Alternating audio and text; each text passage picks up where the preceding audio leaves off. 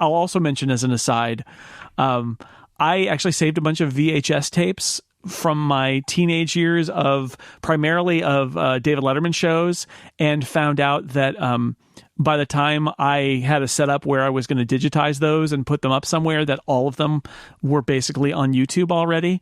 And thanks to the guy named Don Giller, who basically has digitized... The great Don Z. Don Z. He has digitized like everything. Literally. Let's make sure people are clear about this. Literally everything. And I mean the literal version of literally.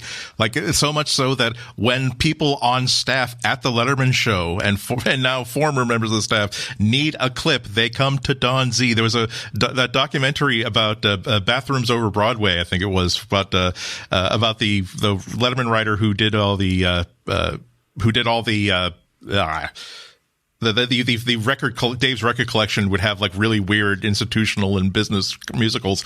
They had clips from the show that they could only get from Don Z. That's how exhaustive it is. Yeah. Sorry. And no, it's amazing. And respect. We'll put Don's blog, and there's a New York Times piece about it, that he has done this.